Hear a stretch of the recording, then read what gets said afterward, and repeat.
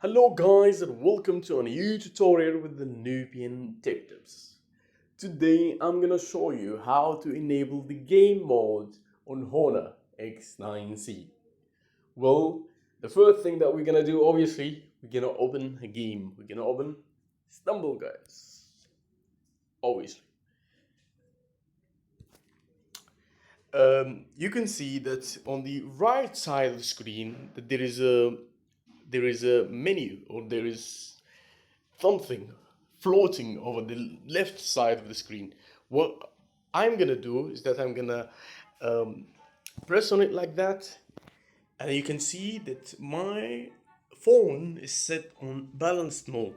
What I'm gonna do, I'm gonna set my phone on the gaming mode. So I'm gonna press on game mode. So that's it for today, guys.